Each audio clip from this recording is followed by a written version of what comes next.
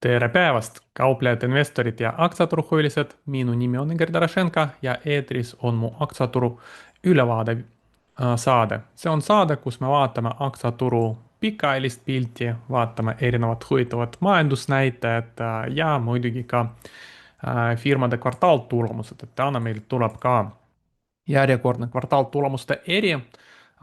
Väga palju huvitavaid tulemusi meil oli siin viimastel nädalatel. Hyperscaleritel, Magnificent Seven aktsiatest, et täna räägime nendest tulemustest ja vaatame ka muud üldisemad teemad nagu Föderal Reservi intressimäär, toiduinflatsioonist räägime, kui palju ta ajalooliselt mõjutas inflatsiooni ja kas hetkel on oodata ka suurt toiduinflatsiooni või mitte. Siis räägime ühest suure tehisintellektile panustanud fondi kaotusest. Muidugi sellest on juba palju räägitud, aga ma räägin siin natukene rohkem sellist nagu tehnilistest aspektidest. Ja vaatame, mis on juhtunud aktsiaturu kasvumitega ja mis riskid hetkel turg näeb. Tuumaenergia aktsiatest natukene räägime ja siis MicroStrategy või nüüd Strategy nimega Bitcoinidest, et seal hakkas huvitav areng toimuma. Enne kui me alustame, ma juba ette tänan teid likeide ja kommentaaride eest. Likeid on lihtne viis mind tänada nende saadete eest, mis ma teen, et nad võtavad suht palju ettevalmistamist aega. Ja muidugi annab mulle head tagasisidet, et teile need videod meeldivad, annab mulle motivatsiooni edaspidi ka need teha ja kui teile meeldivad sellised nagu kvartaaltulemuste ülevaadet, võite ka kommentaarides selle kohta kirjutada ja kui mõned firmad tahaksid, et ma järgmises saades vaataks üle, võite ka kommentaarides jätta need tikerid, firma nimed ka Ameerika börsidelt, et täna just ühe sellise me vaatame üle, mille kohta oli küsitud. Ja veel üks teadaanne, et enne kui me alustame, et mul on siin YouTube'is olemas ka natukene professionaalsem liikmetele kanal läbi selle video alt olevale join nupule võimalik sellega liituda. Et sellel kanalil siis saab vaadata esmaspäeviti aktsiaturu analüüsi videot eelisjärjekorras ja siis osaleda meie otse-eetrides teisipäeviti ja neljapäeviti tavaliselt meil toimuvad 2 korda nädalas. Vaatame koos, mis turg teeb, näitan kuidas ma kauplen, mida ma kauplen, detailse selgitusega, et väga hea selline nagu viis, kuidas reaalajas õppida kogenud kauplejalt. Ja muidugi saab ligipääsu ka meie Discordi kanalile. nii et kui teil on huvi, võite kui teil on huvi kauplemise vastu, tahaksite ka saada rohkem professionaalsemaks kauplejaks, siis see kanal võiks olla teile abiks.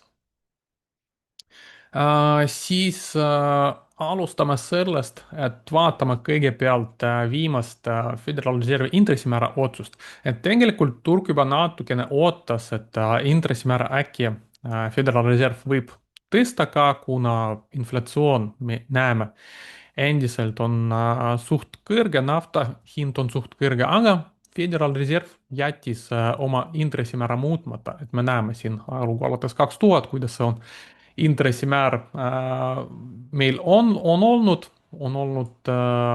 alates 2009 veel maailmsest finantskriisist pikat aega meil intressimäär nulli lähedal, siis peale koroonakriisi oli ka nulli lähedal, aga jah, sellega meil siis tekkis hetkel selline nagu suurem inflatsioon ja suurem intressimäära tõstmine. Nüüd inflatsioon hakkas aeglustuma, intressimäära alandatakse, kuid nüüd potentsiaalse teise inflatsioonilaine tõttu Föderal Reserv enam väga ei kiirusta ja nüüd räägitakse isegi, kuna inflatsioon väga palju enam ei aeglustu, me nägime ka hiljuti väikest tõusu inflatsioonis, et siis oodatakse, et võib-olla hakkab uuesti tõusma. Samas, kui me vaatame ajalugu, siin me näeme tegelikult, et kui intressimäära alandamine algab, siis tegelikult see ikkagi läheb üsna madalamale tasemele, vähemalt alates aastast 2000, muidugi siis, kui oli selline nagu topeltinflatsiooni stsenaarium 70-ndates, 80-ndates,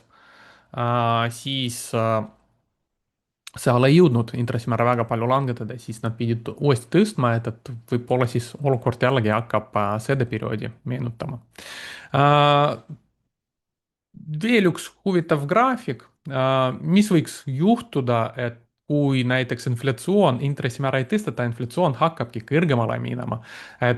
Tegelikult siis paljud sellised nagu institutsionaalsed turuosalejad võib-olla ei taha siis dollarit hoida, et noh, põhimõtteliselt kui sul on valuuta, mille inflatsioon ehk põhimõtteliselt ta odavneb kiiremini kui tootlus, mis sa sellest valuutast saad, siis muidugi sa ei taha seda hoida. Et see on üks põhjustest võib-olla ka, miks me näeme, et sellise nagu kõrgema inflatsiooniga Ameerika dollari osakaal keskpankade valuutareservides hakkas vähenema. Tegelikult see protsess, me näeme, käib siin juba alates 2017, et dollar oli kuskil siin 60% juures reservides ja nüüd see osakaal on langenud 40%-ni. No mõnes väljaandes räägitakse dollari surmast, aga tegelikult me näeme, et jah, suht oluline nõrkus oli, kuid endiselt dollari osakaal on suht kõrge.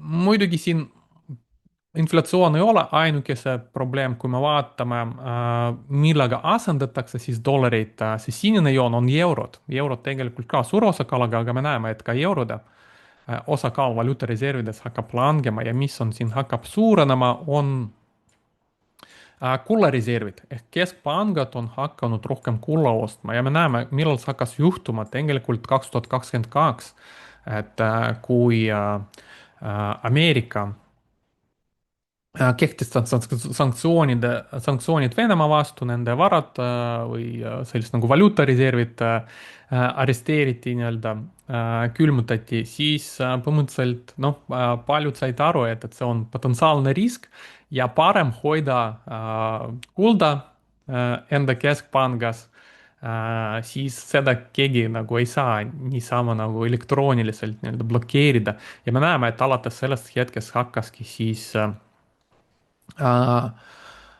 kulla nõudlus, kulla ostmine keskpankade poolt kasvama ja nüüd me näeme tegelikult, et hetkel ma ei pannud sinna kulla graafiku, aga kuld meil on teinud suure tõusu, siis hetkel on teinud korrektsiooni ja tundub, et ta on siin põhja leidmas ja võib-olla siin hakkab tekkima uus selline nagu ostulaine kullas varsti. Siin me ka näeme, et viimases kvartalites tegelikult keskpangad juba kasutasid ära seda nagu kulla hinna nõrgenemist ja rekordiliselt hakkasid seda kulla ostma.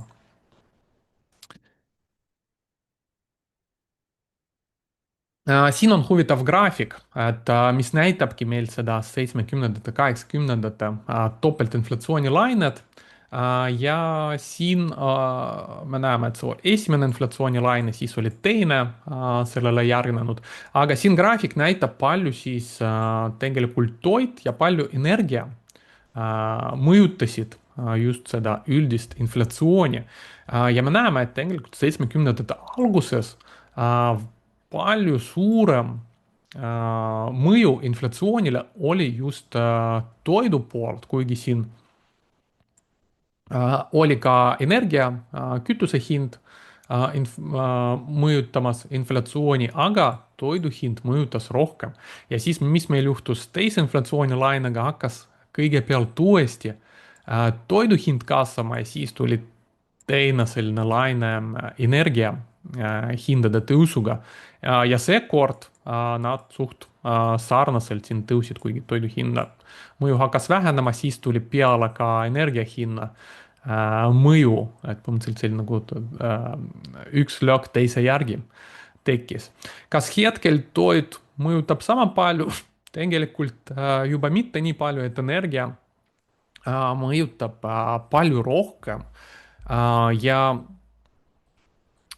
sellest Lähis-Ida konfliktist rohkem me näeme mõju just nafta ja energiahindadele. Kuigi sellest Pärsia lahest eksporditakse päris palju ka väetisega seotud toodeid, me näeme, et siis esialgselt, kui seal geopoliitiline olukord hakkas halvemaks minema, et kõigepealt ikkagi väetise hinnad läksid ülespoole, aga siis hetkeks nad langenud uuesti madalamale, enam-vähem samale tasemele, mis olid 2024, mõned komponendid on siin ikkagi kõrgemad, mingi inflatsioon meil siin olemas, aga jah, siis sellist nagu olulist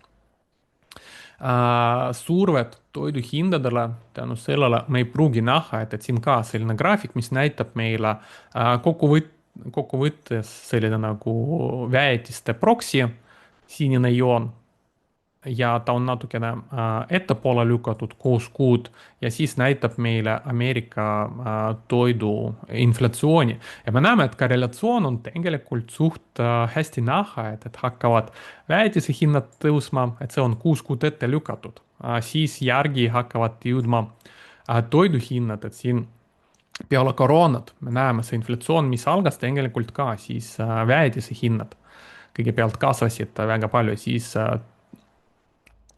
selle esimese inflatsioonilainega toid ka läks üsna kõrgele, aga nüüd see hetkel inflatsiooni kiirenemine, me näeme, et rohkem juba tuleb energiast, ehk kui võrrelda siis selle 70ndate aastatega, esimene laine oli küll rohkem siis toidust, energiast ja siis teine laine, siin toit väga palju ei tõuse ja rohkem siis inflatsiooni mõjutab just seda energiat, et võib-olla selles osas siin olukord hetkel natukene parem võrreldes siis 70ndate lõpuga.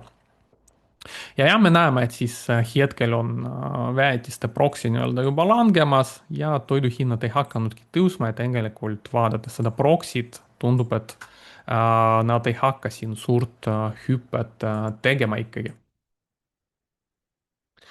Nii, lähme edasi. Järgmine teema meil on ühe suure fondi feilamine, mis meil eelmine nädal turul toimus, et Situational Awareness, ühe nooruki poolt loodud fond, mis üsna kiiresti kasvatas üsna palju raha ja panustas tehisintellektile.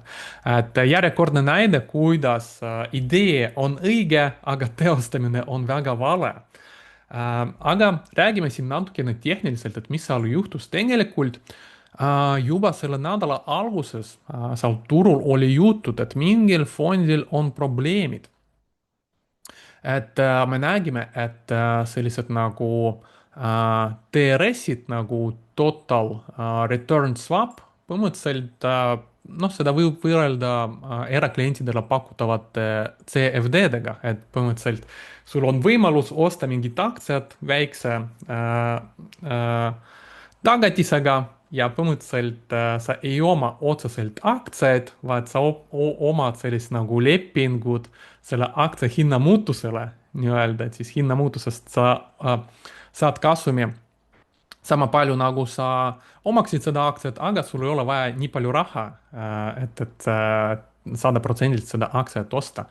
Peamiselt kasutatakse fondid ja üks selline nagu tuntud juba selle swapidega lõhki läinud fond, kes üle võimendas ennast, oli Archegos aastal 2020, 2021. Et toona see fond siis kasutas need total return swap'id, et investeerida näiteks ja Paramount aktsiasse, Viacom CBS aktsiasse ja siis, kui nad hakkasid selle võimendusega ostma, me näeme, mis juhtus aktsia hinnaga, et põhimõtteliselt ta väga järsult siis läks ülespoole. Nad ostsid ka väga palju erinevaid Hiina aktsiaid. Ma mäletan, rääkisin Juhaniga Äripäevast, et ta mainis ka, et siis tol ajal oli neil mingi, kas oli Futu Hiina aktsiad, mis neil käis selline nagu jutt kontoris, et hommikul ostad aktsia, õhtuks ta on juba kõrgemal tasemel, õhtul müüd ja põhimõtteliselt iga päev teed seda. Ja seal taga oligi see, et see fond tegelikult kasutada seda võimendust iga päev ostis ja hind liikus kõrgemale, tema sai kasumit ja sai veelgi rohkem võimendust võtta. Ja muidugi mingi hetk see lõpeb, et enam sa ei saa rohkem laenu võtta või aktsia hind hakkab sinu vastu minema. et seal tegelikult need Viacom hakkaski tegelikult aktsiaid lahjendama, et noh, kui sa näed, et su aktsia sõltumata fundamentaalist on väga kõrgel, siis sa hea meelega üritad seda olukorda ära kasutada, firmad tihti teevad seda. Ja siis põhimõtteliselt jah, pangad, seal oli ka väike pettus selle Archegosiga, et pangad ei teadnud, omavahel vist hästi ei suhelnud või Archegos ei öelnud neile, et nad võtsid võimenduse ühest, teisest, kolmandast pangast. Ja pangad ei teadnud, et Archegosil on võimendused ka teises pangas, et nad ei hindanud oma riskid piisavalt hästi ja siis, kui noh, muidugi kõik need positsioonid pidid kinni panema, siis aktsiahinnad siin läksid tagasi sinna, kust nad alustasid seda tõusu. Et praegu jah, siis eelmine nädal oli juba näha, et hakkasid järsult sellised nagu swap'ide hinnad nii-öelda nagu tõusma ja siis hakkasid juba kuulujutud levima, et mingi fondiga on probleem. Ja siis näiteks oli näha, et siin on SanDiski aktsia, kes seda omab, siis suht suur positsioon siin oligi sellel situational awareness fondil, aga lisaks siin on välja toodud, et pangad, kes pakuvad seda total return swap'i, need ka tegelikult omasid päris palju seda SanDiski aktsiat, ehk põhimõtteliselt situational awareness kasutaski läbi nende pankasid oma positsiooni nii-öelda võimendust. Ja muidugi siis, mis juhtus edasi, et hakkasid juba levima jutud, et see võibki olla see situational awareness fond, kuna ta hakkas otsima uut raha kiirjärjekorras nii-öelda, et noh, kui sul on, läheb hästi, sul on positsioonid plussis, nad olid väga suures plussis tegelikult, siis milleks sa hakkad nagu raha kaasama, et nad mainisid, et oli seal korrektsioon ja hea ostuvõimalus, aga tegelikult noh, me näeme, et SanDiski aktsia näiteks, kui palju ta on tõusnud, see on logaritmiline skaala ja kui suur korrektsioon oli. ehk põhimõtteliselt see fond, mis on teinud selle tõusuga, kaotas enamik oma rahast nii väikse langusega, et see on see, mida võimendus teeb. Ja mis veel oli huvitavat, et nad tahtsid kapitali kaasata ja Citadel Securities, kes lõpuks ostis nende positsioonid ära soodustusega. Et nüüd huvitav, et nad hakkasid levima sellist nagu kuulujuttu, et Föderal Reserv võib intressimäära tõsta. Või noh, arvasid, et Föderal Reserv võib intressimäärad tõsta, see muidugi hakkas survestama aktsiaturu ja nüüd räägitakse, et võib-olla see oligi nagu spetsiaalselt tehtud, et rohkemgi seda fondi suruda, et ta oleks seal nagu krahhi äärel, et siis saakski tema positsioonid odavalt üle osta. Ja mis oli selle fondi strateegia, et nad panustasidki siis tehisintellektile nii-öelda tehisintellekti infrastruktuurile, kõigepealt pooljuhtide sektori aktsiatele. me näeme, et SanDisk oli üks neil suur positsioon, mis on siin suuresti tõusnud, siis pooljuhtide sektorite ETF, SOX, me näeme siin ka teinud suure tõusu ja samal ajal, mis nad tegid, nad shortisid ka tarkvaraaktsiad, ehk põhimõtteliselt tees oli selline, et tehisintellekt asendab tavalist tarkvara ja siis selleks on vaja palju kiibe. ja mingi hetk see töötas, ehk põhimõtteliselt nad ostsid pooljuhtide sektori aktsiad ja shortisid tarkvarasektori aktsiad. Ja lisaks, põhimõtteliselt, kui sa shortid midagi, siis sa saad kontole raha, sa nii-öelda nagu laenad aktsiad, müüd need turule ja sa saad raha. ja siis nad kasutasid seda raha, et osta lisaks veel ongi seda võimendust, et oma positsioonid pooljuhtide sektorite aktsiad veelgi rohkem võimendada ja põhimõtteliselt see töötab siiamaani, kuni need kaks instrumenti hakkavadki vastupidises suunas liikuma.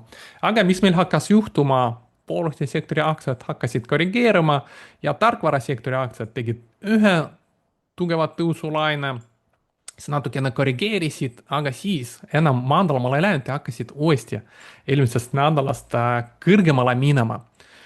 Samal ajal kui pooljuhtide sektori aktsiad hakkasid madalamale minema, ehk põhimõtteliselt hakkas olema vastupidine olukord, et hakkad saama kahjumi juba oma võimendatud positsioonist.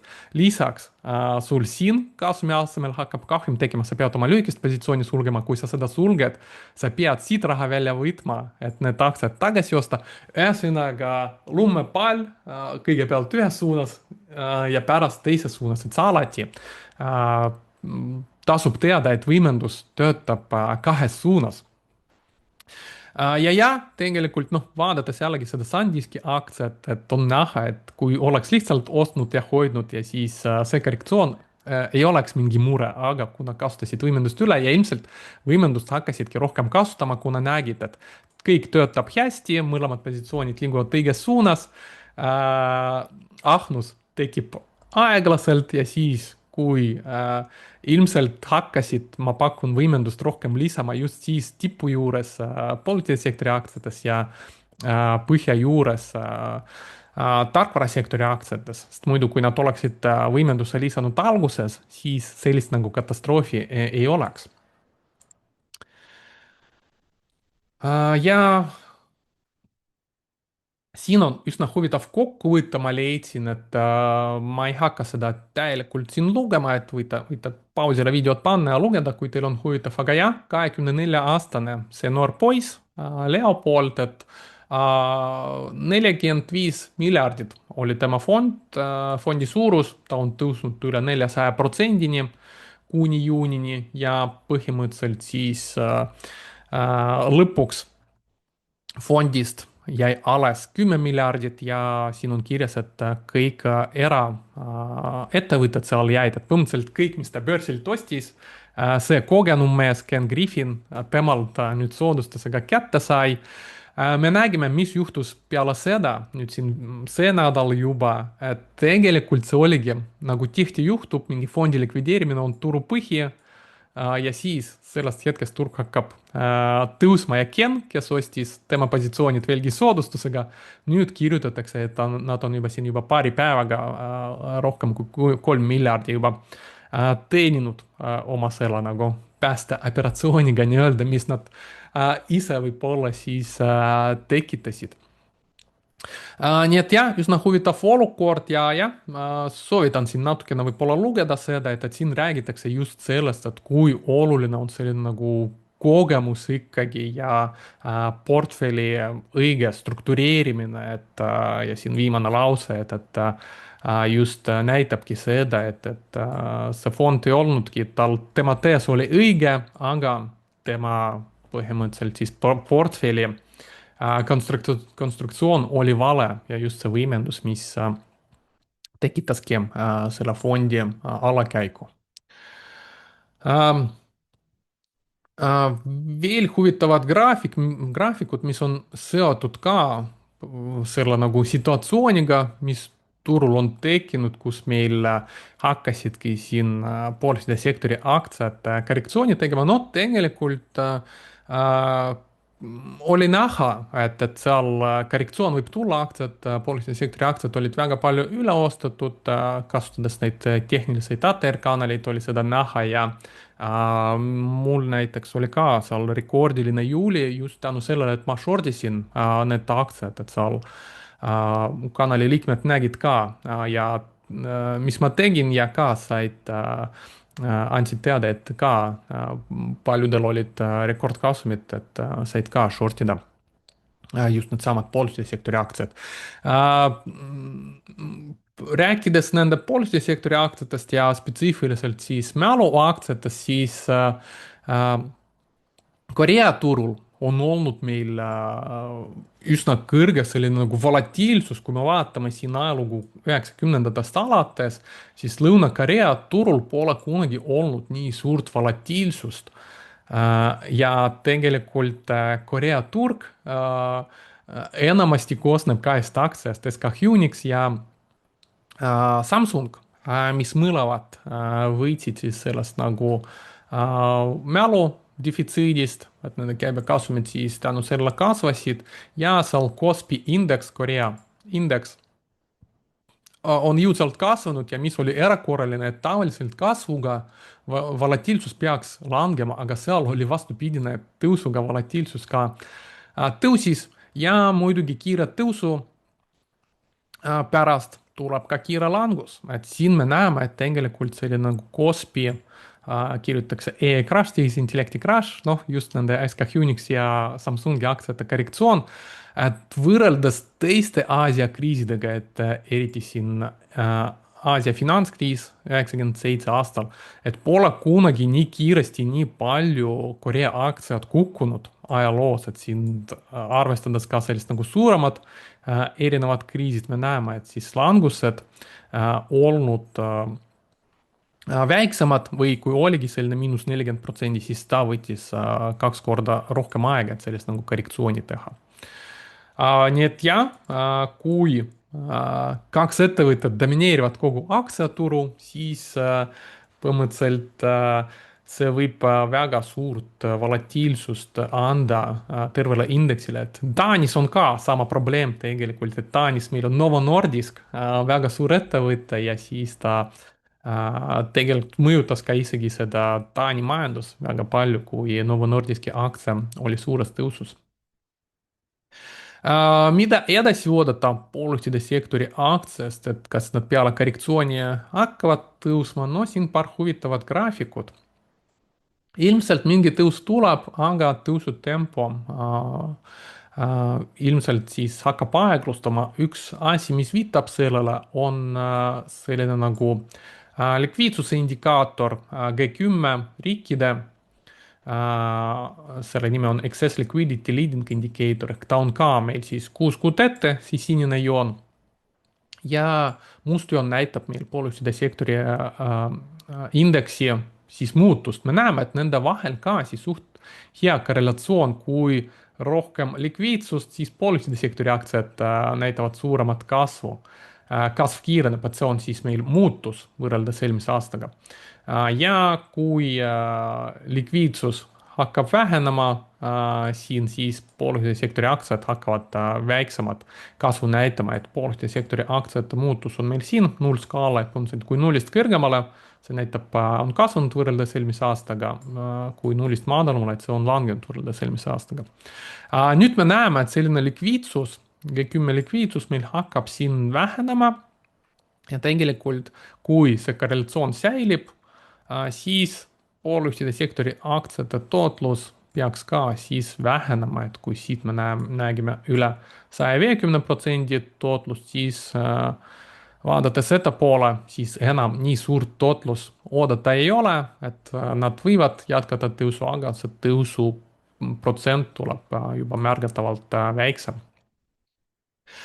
Üks huvitav võrdluse graafik meil on siin paremal pool, mis näitab meile NASDAQ indeksi käitumist siin 90ndate lõpus ja siis kuni tech-mullini. Ja millest siin algus võetakse siis, kui oli esitatud selline nagu Netscape brauser ehk kui Netscape oli esitatud, tegelikult brauserid ei olnud tasuta, et Netscape'i kasutada, sa pidid brauseri eest maksma tegelikult, et internetis surfata ja muidugi sellist nagu ärikliendid oli selline nagu suurem grupp. Noh, me teame, mis sellega pärast juhtus, kujutage ette praegu brauseri eest maksmas. Aga meil on hetkel ka sarnane olukord, et ChatGPT, hetkel kõik sellised nagu tehisintellekti instrumendid on ka tasulised, võib-olla 20–10 aasta pärast jällegi inimesed vaatavad ja mõtlevad, et kuidas nad maksid selle tehisintellekti poolt, et võib-olla see hakkabki olema sama naturaalne osa meie elust nagu hetkel juba internet, mis on, võetakse paljud juba nagu noh, tavaline asi igaühel telefonis olemas ja nii edasi, aga 90ndate lõpus, 2000 alguses see oligi midagi sellist nagu erakorralist, vau, internet, meili saab saata midagi sellist. Et jah, ja me näeme suht sarnast käitumist siis NASDAQ indeksis, et esimese, siin on välja toodud 918 päevaga alates selle ChatGPT esimesest ja Netscape'i esimesest tegelikult ajalooliselt me näeme, et NASDAQ tõusnud suht sarnaselt, siis siin 98 oli suurem korrektsioon, aga siis hakkas lõpuks selline nagu suurem mull arenema. No hetkel me nägime ka siis NASDAQis mitte nii suurt võib-olla, aga väikest korrektsioonit ja nüüd küsimus, et kas me teeme nüüd sama asja nagu 2000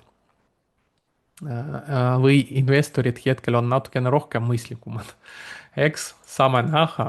Ma eelmistes saadetes ka näitasin päris palju võrdlusi 90-ndatega, siis kui meil oli Tecmul, et päris palju paralleele seal on olemas. Mis veel huvitav, et jah, kuna siis situational awareness fond ja võib-olla teised fondid ka, et räägitakse, et võib-olla see fond ei ole viimane, kes sinna lõhki läks, et jällegi on levivad kuulujutud, et seal on veel mõne fondiga võib-olla raskus.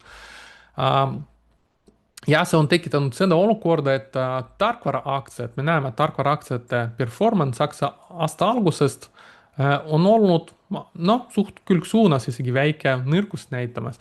Mis aktsiad erinesid, on küberturvalisuse aktsiad, nad hakkasid siin kuskil aprillist näitama tugevat tõusu ja ka just tehisintellekti tõttu, et kuna tehisintellektis nähakse nüüd ka ohtu, et ta võib seal häkkida midagi omaette, et olete ilmselt ka lugenud juba neid uudiseid, artikleid, siis muidugi on vaja kaitset selle vastu. Ja küberturvalisuse firmade aktsiad seetõttu hakkasidki siin näitama ennast paremini kui tarkvarasektori teised aktsiad, muidu nad käitusid suht sarnaselt. Ja tegelikult selline nagu liiga suur ülemüümine tarkvarasektori aktsiatest tekitanud nendes väga hea investeerimisvõimalus, et ma olen sellest ka väga palju rääkinud, et tarkvaraaktsiad miskipärast väga odavad.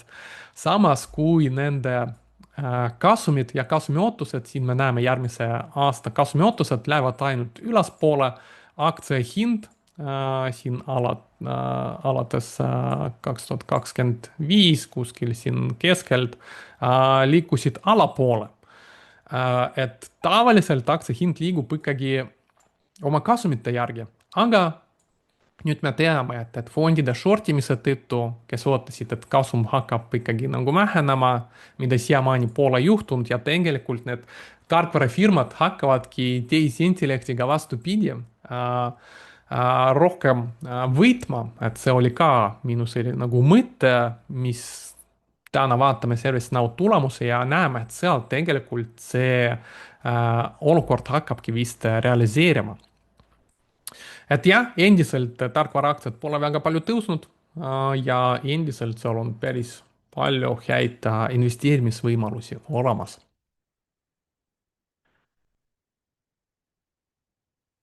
Mis on juhtunud siin kasumlikkusega aktsiaturul. Siin meil graafik, mis näitab meile S&P 500 kasumi muutust, siin on võetud just kasum aktsia kohta, kui palju see on kasvanud võrreldes eelmise aastaga. Et esimeses kvartalis me nägime sellist nagu kasvu kiirendamist, kasv oli 27%, kuigi suur osa, või mitte suur, vaid noh, päris suur osa sellest oli Amazoni, Google ja Microsofti niinimetatud nagu other income ehk põhimõtteliselt nad investeerisid OpenAI-sse, Anthropicuse ja võib-olla muud investeeringud, et nad lihtsalt hindasid seda üles ehk tekkinud nii-öelda nagu paberil kasum, mitte reaalne. et kui seda välja võtta, noh, kasv oli ikkagi 20%, päris hea keskmise aktsia kasumi kasv oli 13%, ka kiireneb. nii et me näeme hetkel turul tegelikult toimub selline nagu kasumi kasvu kiirenemine. teises kvartalis, nii palju kui firmad on raporteerinud, hetkel näeme sellist kasvu juba 26%, aga kuna seal Anthropicu OpenAI valuatsioonid läksid veelgi kõrgemale, siis me näeme, kui võtta arvesse ka need Amazon, Google ja Microsofti need paber nii-öelda kasumid, siis kasumi kasv on lausa 45%. See muidugi ei tekita sellist nagu vaba raha või vaba rahavoogu ja järgmine tulevikus võib-olla, kui valuatsioonid lähevad madalamale, siis see võib pöörata ka jällegi teises suunas, et nad hindavad allapoole. aga noh, hetkel olukord näeb hea ja edasise prognooside järgi tegelikult kasumi kasv peaks säilima üsna hea, et me peame nägema siin mingit sellist nagu nõrgenemist alles järgmise aasta teises kvartalis. Vaadates IPO-d, siin on ka tegelikult positiivne areng kasumlikkusega, et siin on välja toodud palju siis protsentuaalselt firmadest, mis on teinud IPO-d, palju neil on olnud, nendest firmadest on olnud kasum siis, kui nad oma esimest kvartali raporteerisid. Ja me näeme, et tegelikult see on siin kasvutrendis, et eelmine aasta lausa 43% firmadest näitasid juba kasumit oma esimeses kvartalis, kui nad hakkasid börsil kauplema. Et siin oli selline nagu langustrend meil kuni 2020, 2021, et siis ka meil väga palju selliseid nagu mitukasumlikute firmade IPO-sid tuli. Järgmine nii madal tase oli tegelikult jällegi 90-ndates. Et ka väga palju firmad lubadusega, et nad internetis midagi teevad, aga ei olnud kasumlikkus. Kui vaadata keskmiselt, siis tegelikult siin 2000 kuni 2013 tegelikult oli see protsent lausa 60% juures. nii et võrreldes selle keskmisega oleme hetkel ikkagi suht madalal tasemel, aga trend hakkas siin ülespoole liikuma, et näitab ka seda, et investorid ei ole nõus ostma igasugust firmat, et tahavad ikkagi nagu IPO-l näha mingisugust kasumlikkust ikkagi.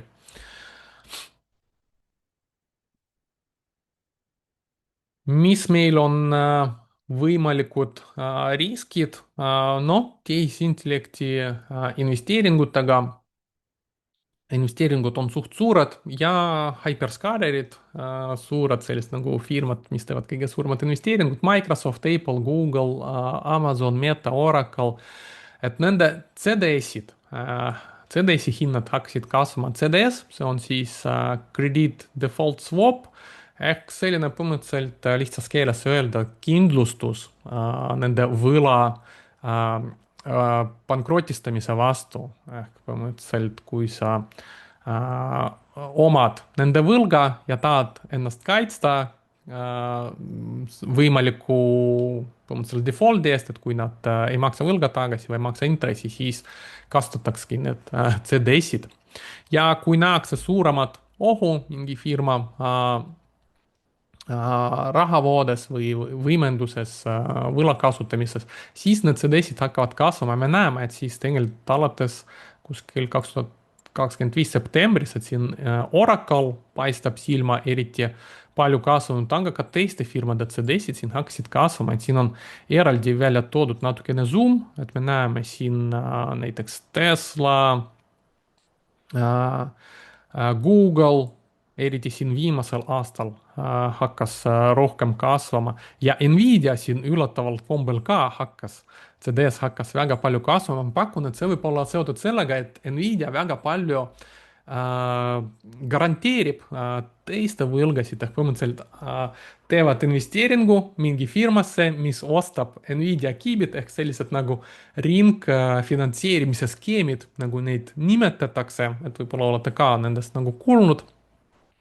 Michael Burry just väga palju räägib seda Nvidia kohta ja seetõttu Nvidia shortib, et me näeme, et turg hakkab natukene muretsema seetõttu ka, et Nvidia CDS hakkas siin juunist alates jõudsalt kasvama. ja muidugi Oracle'i oma on hetkel jõudnud juba samale tasemele, mis ta oligi Tecmuli. või mitte Tecmuli, see on siin ülemaailmse finantskriisi ajal. Et jah, üsna kõrgel tasemel ja üsna kiiresti me näeme ka siin Oracle'i oma tõusnud. Corewave ka on üsna riskantne firma, nende CDS-i hind on ka üsna kõrge.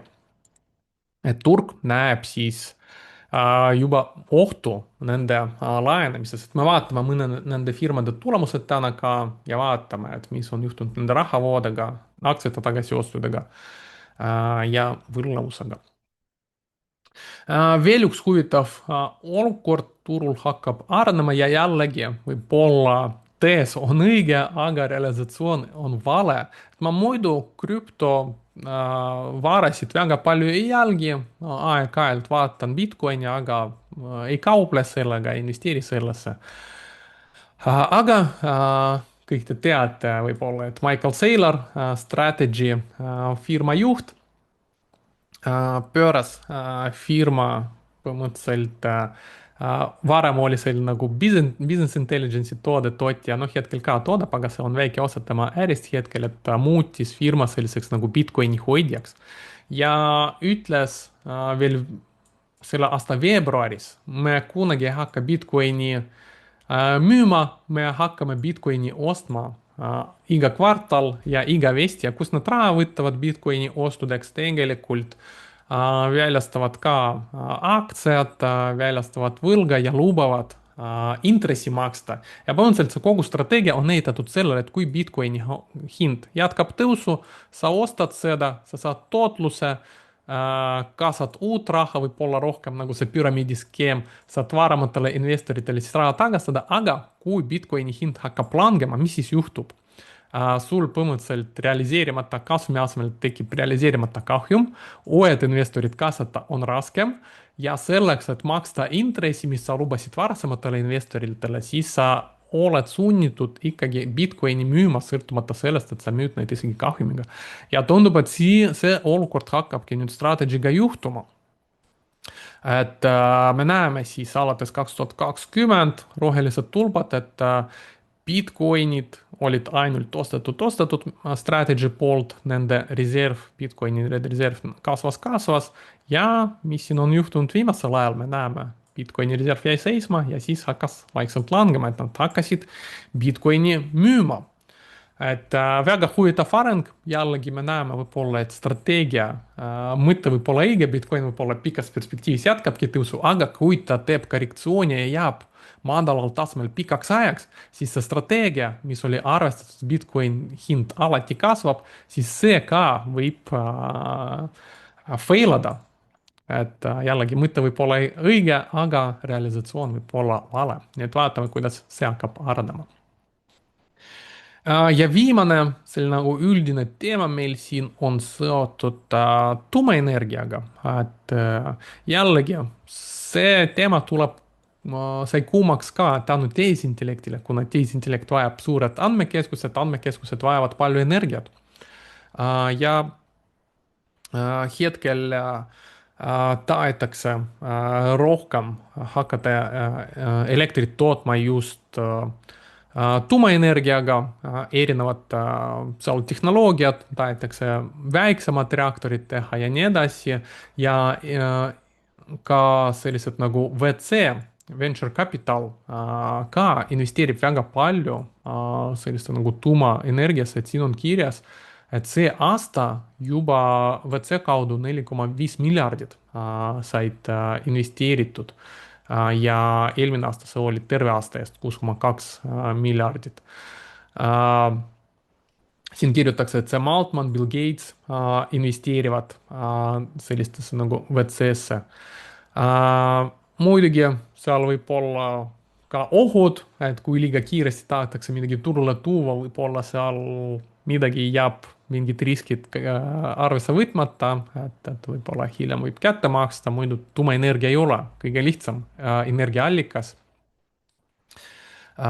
ja kui seal midagi juhtub, kõik mäletavad, mis seal Fukushimal, Tšernobõlis juhtus, et jah, sellega tasub natukene ettevaatlikum olla, aga muidu, kui see hästi töötab, siis saab üsna odavalt energiat ja üsna rohelist energiat kätte.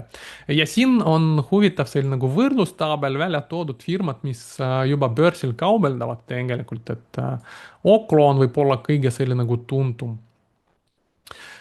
kas mina investeerin tuumaenergiasse? Nende firmadesse veel mitte ja üks põhjus on see, et ma tahan näha, et firmal oleks käibe oleks kasvav ja firma oleks kasumlik või oleks juba selles suunas, et saada kasumlikuks. kui me vaatame nende firmade olukord, siis nad kõik on nii-öelda nagu pre-commercial ehk tegelikult neil ei ole isegi veel käibed. see tähendab seda, et no esiteks me ei tea, millal nad lõpuks oma projektid realiseerivad, siin on küll kirjutatud, Oklo on kõige lähemal vist selle oma esimesele reaktorile 2026-2027, see peaks tulema, teistel on see 2029, 2030 ja Need kolm on üldse siin pre-licensing, et ei ole isegi veel litsenseeritud, nii et äh, tähtaeg on tulevikus, millal nad potentsiaalselt võivad hakata mingit käibed, kasumit, võib-olla käive tekib, võib-olla ei pruugi isegi kasumit teenida.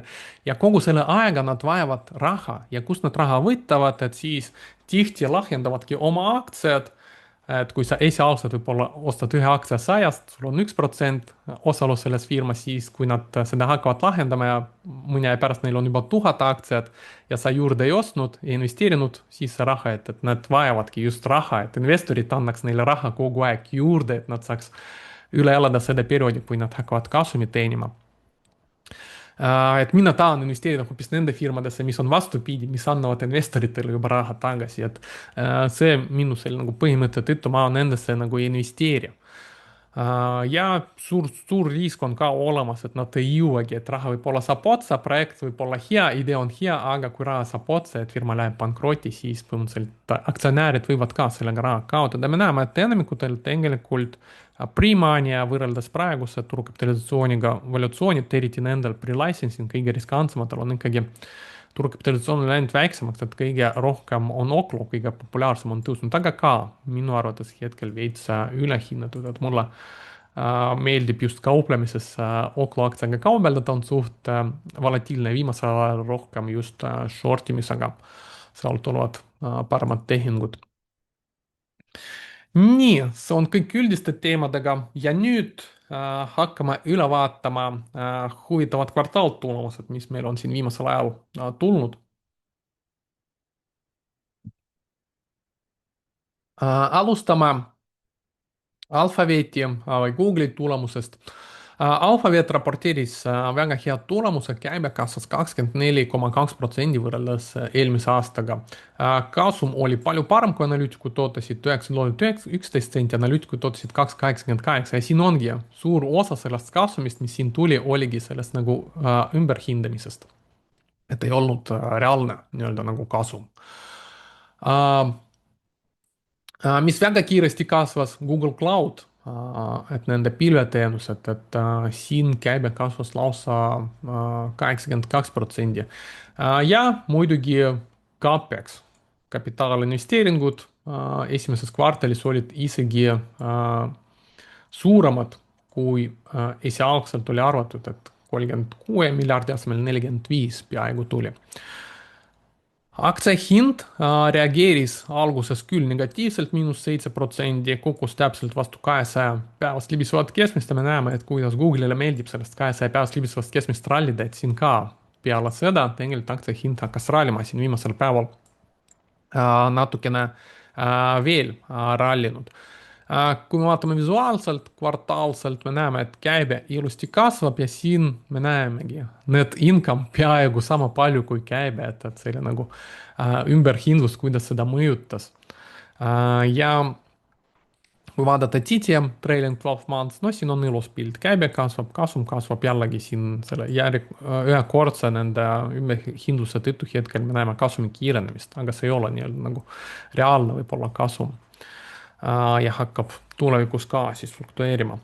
Valuatsioonide poolest Guru Focuse järgi me näeme oluliselt ülehinnatud hetkel ikkagi Google'i aktsia, P-ratio 17, jällegi tänu selle erakorralisele kasumile tuleviku P-ratio, mis ei arvesta seda erakorralist kasumit, hetkel on 23 ja price to sales ratio 9,7.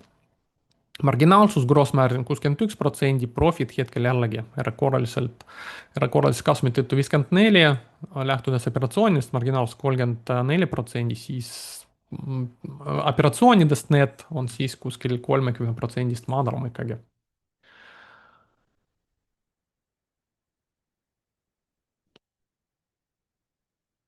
Google'i CapEx, et siis nende investeeringud andmekeskuste ehitamistele, me näeme, kui palju nad on suurenenud ja siis prognooside järgi järgmistel kvartalitel me näeme veelgi suuremat kulutused, et siis ülejärgmisel kvartalil 57 miljardit oodatakse. Kust Google raha võtab? No, erakorraline kasum, roheline tulp, raha eriti sisse ei too ja me näeme, et see free cash flow, vaba rahavoog läks nüüd selles kvartalis isegi Google'il negatiivseks.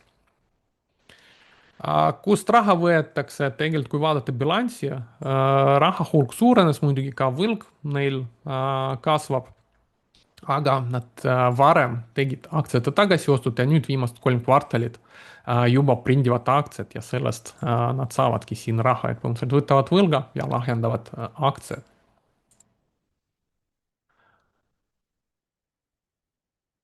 Järgmine meil on Tesla ja Tesla tulemustega siis kasum oli nats halvem, kui analüütikud ootasid, samas käibe oli nats parem ja kasum oli 20 sendi halvem, kui analüütikud ootasid 33 senti aktsia kohta ja käibe kasvas tegelikult suht hästi, 25,5% võrreldes eelmise aastaga. Mis siin on välja toodud, et nad hakkavad siin uued tooted 2026 lubatakse Tesla Semi, selline nagu suur veok ja siis Megapack 3, et sellist nagu suur aku, mis nad arendavad, et need on uued tooted, mis nad see aasta lubavad siis turule lisaks tuua.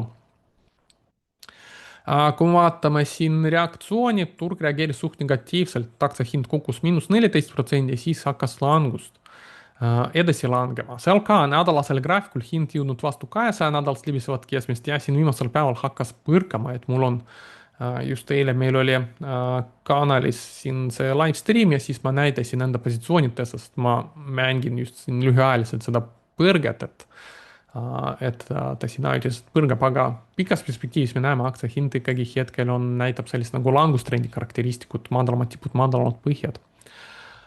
Kvartaalselt, kui me vaatame, no käibe siin on väike võib-olla tõusev trend on, muidugi võrreldes eelmise aasta sama kvartaliga me näeme suuremat kasvu, aga üldiselt, kui vaadata siin TTM, me näeme käibe suht stabiliseerunud, natukene hakkas viimasel kvartalil kasvama, aga siin üle pika aja sellist nagu suurt käibekasvu ei näe ja mis on veelgi võib-olla negatiivne, et TTM me näeme kasum hakkab ka vähenema tegelikult. Nii et pole ime, et siin aktsia hind ikkagi negatiivselt reageerib ja vaadates valuatsiooni, tegelikult oli päris ülehinnatud Foxi valuatsiooni järgi, hetkel isegi õiglaselt hinnastatud, aga me näeme, et Tesla võib ka, aktsia on päris volatiilne, võib väga allahinnatuks ka minna. P-ratio'de järgi ma ütleks, et pigem kallis, 290 P-ratio, tulevane 140, price to sales rohkem kui 11. Ei ole nii suurt kasvu, et õigustada nii kõrget valuatsiooni minu meelest.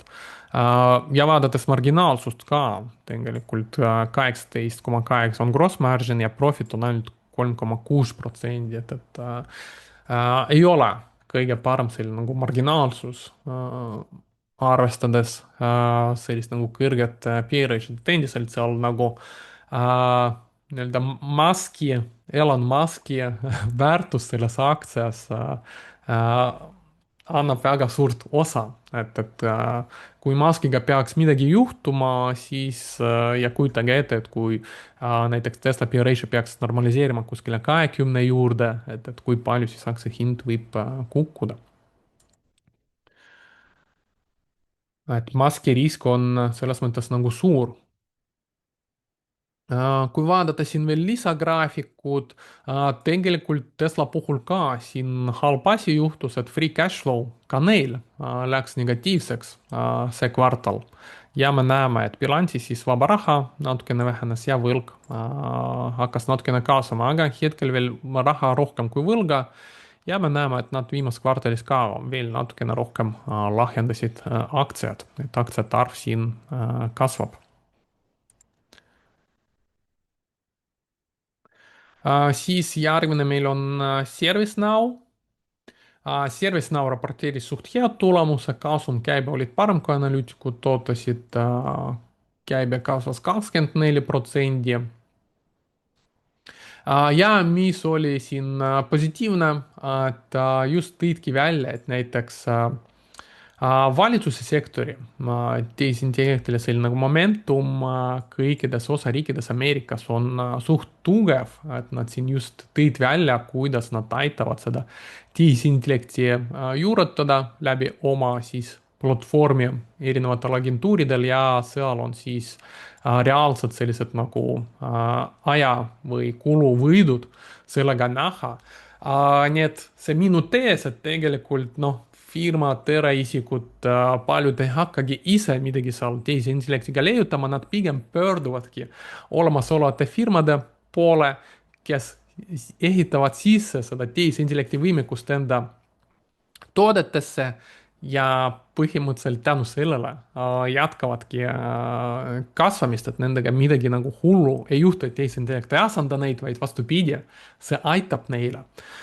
Ja me näeme jah, et läbi selle kommentaari, et tundub, et see siin juba vaikselt hakkabki realiseeruma. Aktsia hind kõigepealt reageeris langusega -4%, aga peale seda nõrkust osteti välja tegelikult vaadates aprilli põhjast, siis kui aktsia hind leidis lõpuks põhja, järgmised põhjad on juba kõrgemal tasemel, et juba vaikselt siin hakkab selline nagu tõusev trend arenema ja selleks on ka põhjus, et me näeme, et kvartaalselt käibe väga ilusti kasvab, ilus kasumlikkus viimases kvartalis natukene kasum vähenes, aga see võib olla ka seotud sellega, et nad tegid ühe suure ülevõttu nii-öelda, ostsid ühe firma, et järgmises slaidis mul oli info selle kohta. TTM vaadates ka väga ilus areng käibes, kasumis, marginaalsus väga hea, 75% gross, 11% net. Vaadates seda grossi võiks arvestada, et operatsiooniline profit, marginaalid võivad jätkata tõusu. Valuatsiooni poolest P-ratio 70, aga väga kiiresti peaks paranema.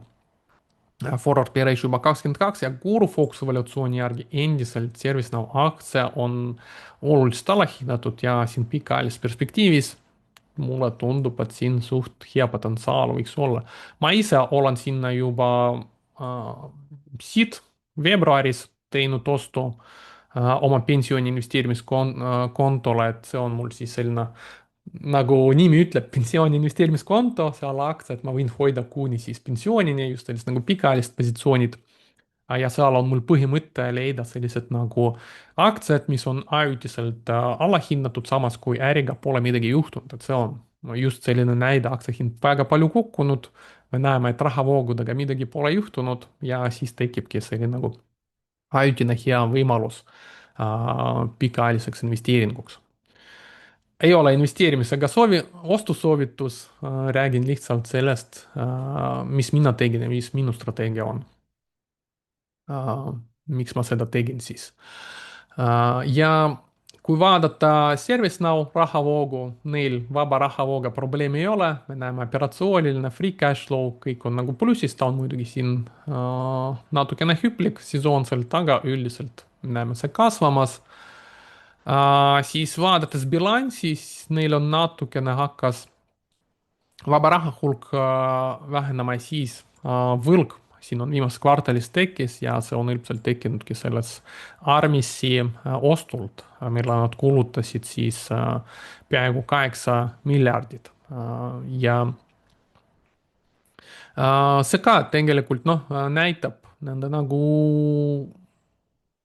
soovi laiendada oma pakkumist, et nende platvorm saaks rohkem pakkuda, me näeme siin muud asjad, mis nad ostavad, et pidevalt siis midagi ostavad ka seoses tehisintellektiga, et siis saaks oma klientidele pakkuda just erinevad ka tehisintellektiga seotud produkti, toodet ja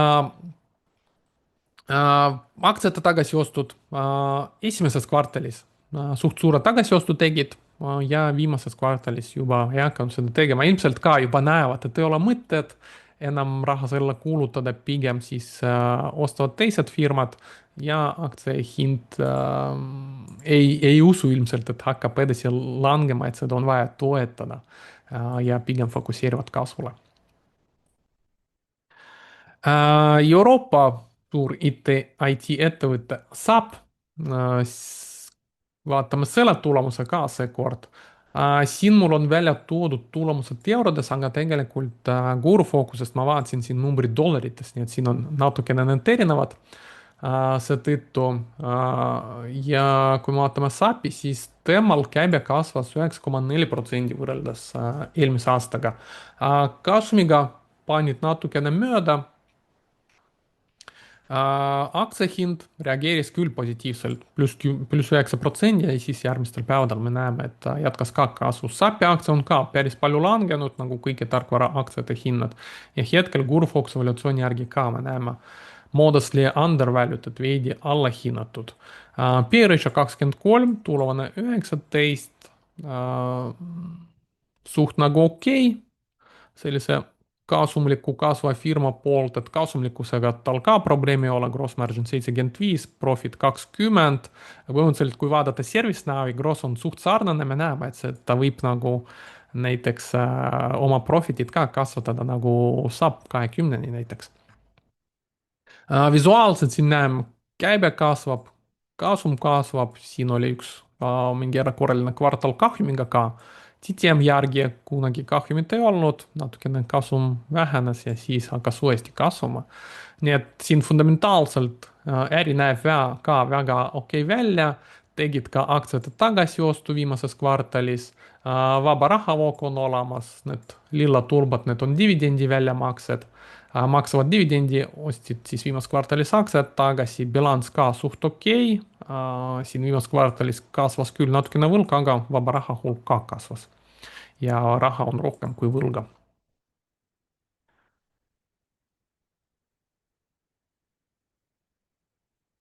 Järgmine meil on siis erinevate siis selliste nagu jalatsite tootja Deckers Outdoors, et kõige tuntumad kaubamärgid, mis talle kuuluvad, on siis Hoka ja OGG ja siis mõned teised väiksemad.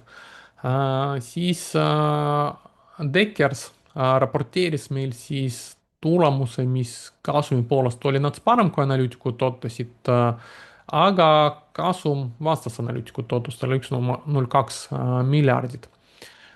Käibe kasvas 5,7% ehk tal kasv hakkab vaikselt aeglustuma.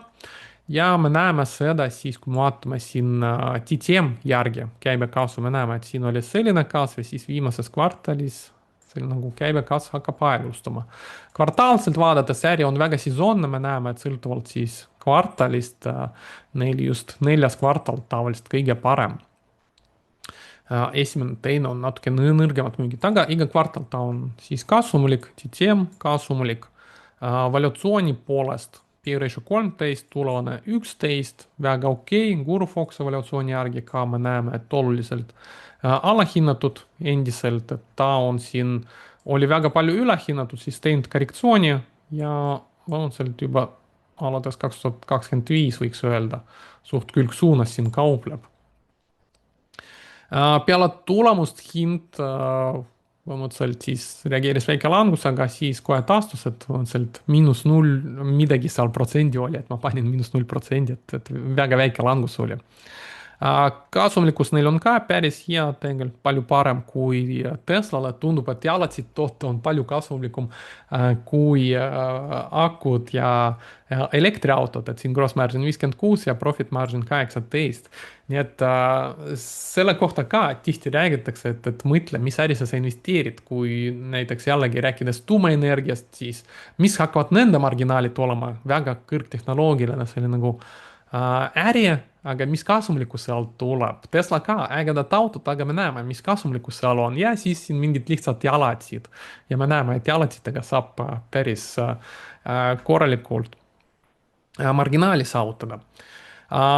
Mis veel siin huvitavad, bilanss, neil on suht okei, vaba raha rohkem kui võlga, me näeme, et siis selle ühe kvartaliga, kus nad teenivad suurema, neljanda kvartaliga tavaliselt, kui nad teenivad suuremat kasumit, siis neil raha hulk kasvab, siis vaikselt see hakkab vähenema, nad kuhu nad raha suunavad, hetkel me näeme aktsiate tagasiostud, suht võimsalt teevad, et aktsia hinna langusega siin viimased 1, 2, 3, 4, 5, 6 kvartalit suht suurelt juba hakkasid aktsiat tagasi ostma ja aktsiate arv kogu aeg väheneb.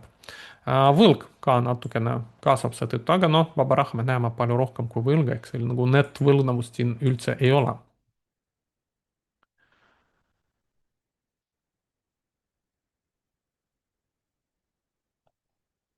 Edasi vaatame PayPali tulemust.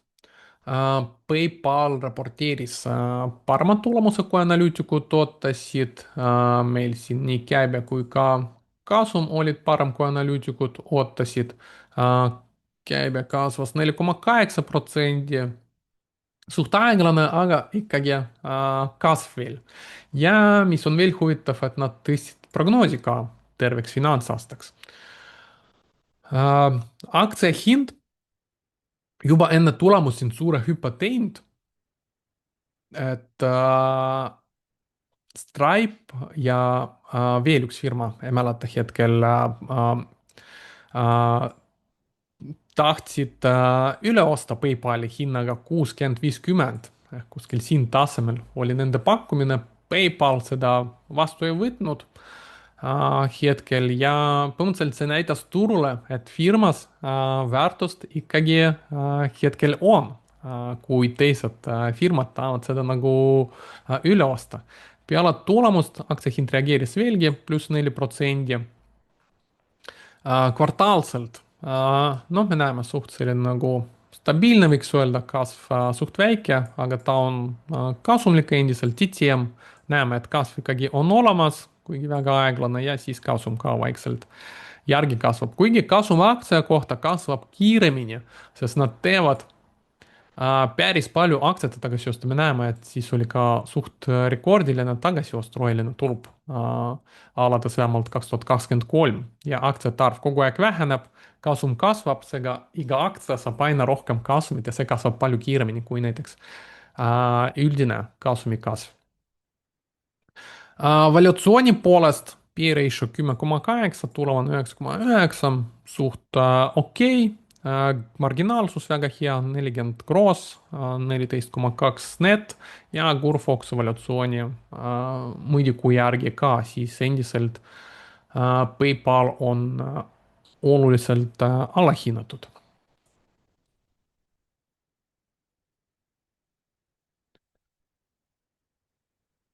Järgmine meil on Visa. Visa Mastercard, kaks sellist rahalehma ja siin viimases kvartalis pole midagi muutunud. Visa siis raporteeris parema tulemust kui analüütikud ootasid, käibe kasvas 14% võrreldes eelmise aastaga, jõudes 11,6 miljardini. Et siin me näeme graafiliselt ka, käibe ilusti kasvab iga kvartal. Vaadake, kui suur kasumlikkus neil on, et põhimõtteliselt pool käibest on puhas kasum, roheline tulp. Aktsia hind reageeris väikse tõusuga 0,5%, ta on juba enne tulemust siin head tõusud teinud. Ja kuidas nad siis raha investoritele tagastavad, maksavad dividendi, kuigi dividendi tootlus on siin üsna madal, aga üsna stabiilne ka 0,71% hetkel, natukene madalam kui S&P. Dividendi tootlus, lisaks nad teevad aktsiate tagasiostud. Me näeme, eelmises kvartalis aktsia hind oli teinud korrektsiooni, siis nad natukene rohkem aktsiate tagasiostu teinud, see kvartal hind juba hakkas kasvama, natukene vähem tegid, aga me näeme igas kvartalis põhimõtteliselt ka vähendavad aktsiate arvu. Siin oli ka väga hea ostukoht, tegelikult Visa väga palju allahinnatuks ei muutu. ja selle aasta aprillis tegelikult oli väga hea võimalus siin positsiooni võtta või juurde lisada, kui teil Visas Mastercardis oli juba positsioon, aga endiselt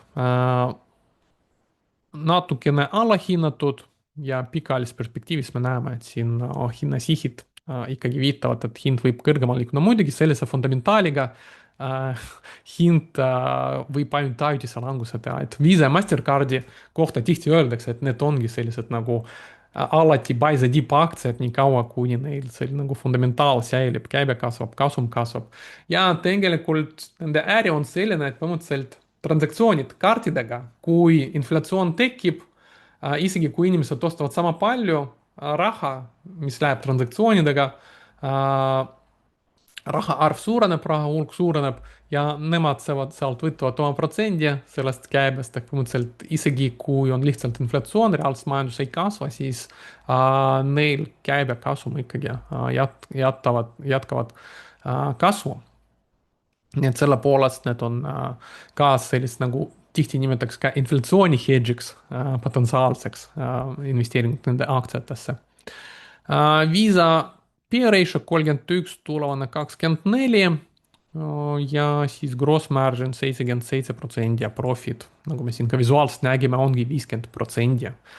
Pool käibest iga müüdud dollarist 50 senti on siis puhas kasum. Järgmisena vaatame Meta tulemused. Meta tulemused ei olnud paremad, kui analüütikud ootasid, et käibe vastas ootustele, aga kasumiga panid isegi mööda $1 võrra. Et Meta ei ole Anthropicuse vist ja OpenAI-sse investeeritud, et neil sellist nagu erakorralist kasumit pole tekkinud. Käibe endiselt, ettevõtte suht suurem käibe endiselt päris kiiresti kasvab 28% ja on jõudnud juba 60 miljardini. Kvartaalselt, kui me vaatame, käibe ilusti kasvab, kasum natukene vähenes võrreldes eelmise kvartaliga ja ta on üldse siin natukene ka seal nagu hüplik. Kui vaadata TTM-i, et saada natukene sujuvat pilti, näeme, käibe ilusti kasvab, kasum natukene vähenes, aga siin ka üritab siis taastuda. Aktsia hind reageeris negatiivselt, –8%, kuigi tänaseks juba siin ka paar päeva juurde tulnud sellest hetkest, kui ma seda screenshot'i tegin, et aktsia hind siin taastus ka natukene tagasi. et Metas mul on ka pensiooni investeerimiskontol positsioon olemas, kui seda ma olen ostnud siin 2023. kui me näeme Guru-Foxi valuatsiooni järgi, ta oli väga palju allahinnatud. Ja seda ma hoian ka pikaajalist. Hetkel ka tegelikult me näeme, et jällegi võib-olla potentsiaalselt pikas perspektiivis hea ostukoht on siin tekkimas, et Meta on oluliselt allahinnatud Guru-Foxi valuatsioonimeetriku järgi. P-ratio 21, tulevane 16, ka arvestades sellest nagu kasvu 28. See on tegelikult väga hea, siin see PEG ratio, mis näitab meile price to earnings võrreldes kasvuga. Tegelikult mida kiiremini firma kasvab, seda kõrgemal tasemel tal võivad olla P-ratio'd, kuna kiire kasvuga, siis P-ratio väga kiiresti lähebki nagu normaalsemaks. Ja see PEG ratio, kui ta on ühest madalam, see tegelikult näitab, et kasum, selline nagu hinnang võrreldes selle nagu kasvuga on pigem nagu odav hetkel. Et võrreldes kõige selliste nagu firmadega, mis teevad suurt CapExit, et Meta ka siin me näeme suht suure CapExi teeb selle aasta prognoosiks juba siin 140 miljardit, et kõigi nende firmade seast Metal tundub olevat kõige parem selline nagu PEG ratio. Price to sales 6,2 ja marginaalsus meil on 81 gross ja peaaegu 30% net. nii et päris hea marginaalsus. Mis on mured Meta kohta, et miks aktsia hind niimoodi nagu reageeris kõigepealt, noh, kõige suurem mure on muidugi see CapEx, kas see tasub ära või mitte, me teame, et Metal mõned projektid failasid, et seesama Metaverse, sellest enam keegi väga palju ei räägi, ma ei tea, kas nad arendavad seda või mitte, päris palju raha kulutasid sinna. Ja jah, võib-olla siis turg küsib, et kui te nüüd nii palju investeerite, kas sellest ka ikkagi suudate pärast raha teenida oma tehisintellekti investeeringutest ja seetõttu, et ta nagu palju raha läheb CapExisse, et neil siis, see on selle aasta prognoos, terve aasta prognoosiks oodatakse, et free cash flow läheb ka nüüd selle suure CapExi tõttu negatiivne. Me näeme, et nii 2023, üle-eelmine ja eelmine aasta, kui CapEx nii suur veel ei olnud, et neil oli veel vaba rahavoog olemas, aga jah, see aasta juba oodatakse, et vaba rahavoog läheb negatiivseks. Viimases kvartalis me näeme, see oli veel nats positiivne, aga ka põhimõtteliselt siis suure CapExi tõttu on vähenemas. Kust nad raha võtavad, siis me näeme, et siin võlg kasvas viimases kvartalis ja 4 viimast kvartalit. Jällegi aktsiate tagasiostu, varasemate aktsiate tagasiostu asemel me saame nüüd aktsiate lahjendamist.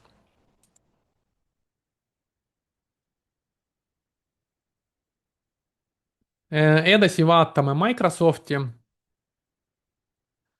Microsoft ka suht hea tulemus, kasum käibe parem kui analüütikud ootasid, kasum 50 senti parem kui analüütikud ootasid, 4,74, käibe kasvas 17,7%, ka päris suur käibe, juba 90 miljardit, aga endiselt näitab päris suurt kasvuprotsendi.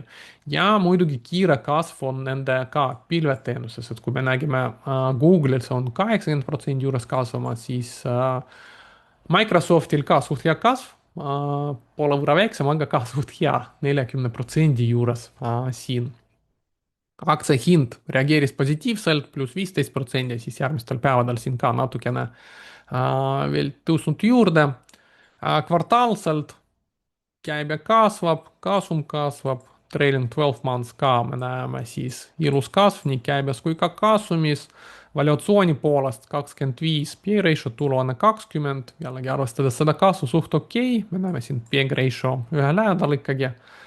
Kurfox valuatsiooni järgi hetkel veel veidi allahinnatud, suht hea valuatsioon võib olla ja gross margin 68 ja profit 40. Et väga hea kasumlikkus. Vaadates siin lisagraafikut, mis siin paistab silma võrreldes teiste hyperskaleritega kohe, et vaba rahavooga ei ole üldse probleeme. Et tundub, et Microsoft kõige tagasihoidlikumini vaatab need investeeringud. Me teame, et nad ka vaatavad, kellega siis tehisintellekti valdkonnas teha koostööd, et alguses tahtsid eksklusiivselt OpenAI-ga teha, siis pärast ütlesid, et võivad ka teistega teha. Kõik sõltub siis põhimõtteliselt hinnast, et üritavad kuluefektiivsed ikkagi olla, mis aktsionäride jaoks muidugi on hea, sest me ei tea, kui need firmad teevad suuremat investeeringutest, need tasuvad ennast ära, aga kui tehakse investeeringut ja vaadatakse kohe, kas see toob tulu või mitte, natukene ettevaatlikumini, siis investorid on natukene rohkem kindlamad. Muidugi, kui suured investeeringud õnnestuvad, see võiks tuua rohkem tulu, aga see on riskantsem, nagu alati, risk-reward on omavahel seotud. Ja me näeme, et ilusad rahavood maksab ka dividendi iga kvartal. Aktsiad ei lahenda ega tagasi osta, eriti siin mingid väiksed tagasiostud on olnud. Bilanss, vaba raha rohkem kui võlga, võlg ei kasva. Nii et selle poolest Microsoft siin tõesti nagu eristub teistest firmadest. Just nende Magnificent Seven ja Hyperscalerite firmadest, kui me räägime. Veel üks firma, ma ise seda ei jälgi, aga ka selle kohta oli küsitud Chipotle Mexican Grill ja kuna me räägime ka toiduinflatsioonist, siis mõtlesingi, et midagi sellest oleks ka võib-olla teile huvitav siin vaadata. Et selline nagu kiirtoidu kett Ameerikas ja no nad on vist väljaspoolt Ameerikat ka, on juba kasvanud, kuigi Euroopas ma pole seda näinud, nii palju kui mul on siin ringi reisinud ja Eestis ka. Muidugi meil seda ei ole, aga see kiirtoidukett kasvab, käibe kasvas 9,3%, kasum oli 1 sendi võrra parem, kui analüütikud ootasid ja käibe vastaski analüütikute ootustele. Selle terve aasta sellist nagu kasvuks, võrreldavaks kasvuks restoranidel näidatakse noh, enam-vähem põhimõtteliselt siis low single digit, mingid väiksed protsendid või siis jääb samal tasemel. Ehk põhimõtteliselt näeme, et kasv on veits siin aeglustumas ja mis nad andsid teada, kuna aktsia hind on kukkunud, siis andsid teada, et lisaks 1,3 miljardi eest tahavad aktsiad tagasi osta.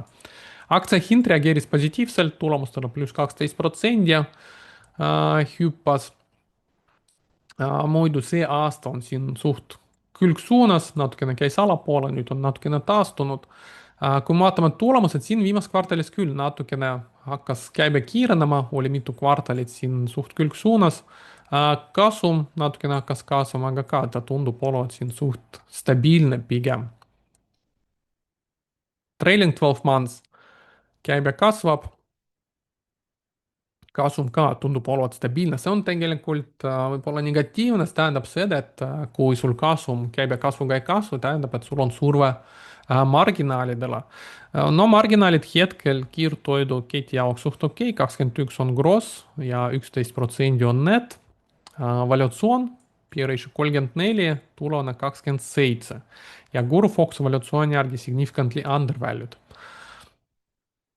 Noh, vaadates nende hetkekasvu ja P-ratio't, mina võib-olla siin väga alahinnatuks seda ei nimeta, aga noh, ei tea, mis prognoosid neil seal tulevikus on, kas nad saavad kiiremaks hakata kasvama või mitte. Hetkel andsid küll, et see aasta vähemalt kiiret kasvu oodata ei ole, seega ma olen võib-olla natukene skeptiline selle valuatsiooni osas. Kui vaadata siin lisagraafikut, vaatame siin peaaegu iga firma juures ka vaba rahavoo, kas nad genereerivad päriselt raha ka või mitte. siin me näeme, et sinine tulp, free cash flow, neil on ilusti olemas. Kuigi, kui vaadata bilanssi, siis sõltumata sellest, et neil on vaba rahavoog, me näeme, vaba raha hulk väheneb ja võlg suureneb, et kuhu raha läheb. Ja kui vaadata rahavoo aruannet, siis on näha, et siin suur miinus on selline net issuance of stock. Et põhimõtteliselt aktsiate tagasiostud ja siin vaadates aktsiate tagasiostu graafikut, me näeme, et aktsiate arv väheneb ja siis nad siin aktsia hinna languse tõttu hakkasid rohkem aktsiate tagasiostu tegema. Et ilmselt rahavoogu ei piisa selleks ja siis peavad lisaks ka võlga võtma. See võib olla natukene selline, no näitab ühelt poolt nagu usku, teiselt poolt lisab riski, et mida rohkem sul võlga, seda rohkem riski. Nii, järgmine ettevõte, et selle kohta ka oli küsitud, et ma pole seda ise vaadanud, aga eelmise kvartalit, eelmise kvartali kohta juba oli küsimus, et ma vaataks üle seda firmat ka. Ja lõpuks ma siin vaatasingi, et ta on siin raporteerinud ja lisasin sinna ka oma presentatsiooni selle. Fico, Fair Isaac, siis selline firma, mis on tuntud selle poolest, et pakub Ameerikas üks tema, no pool tema ärist on sellist nagu krediidi skooride pakkumine. Et kui sa tahad Ameerikas näiteks kodulaenu võtta või mis iganes laenu, et siis seal on olemas siis sellised agentuurid, mis ütlevad, mis on siis sellise krediidivõtja skoor on, siis skoor on põhimõtteliselt riskitase ja sellest sõltuvalt siis pangad otsustavad, kas nad annavad laenu ja mis intressiga nad annavad. Et tihti just räägitakse sellist nagu FICO skoor, just viidates selle firma skoorile, nii et neil on tiker ka sarnane siis börsil FICO. Tulemused, mis nad raporteerisid, kasum oli parem, kui analüütikud ootasid ja käibe vastas analüütikute ootustele, et käibe kasvas 26% ja terveks finantsaastaks tegelikult vähendasid oma prognoosi. Et me näeme, et siin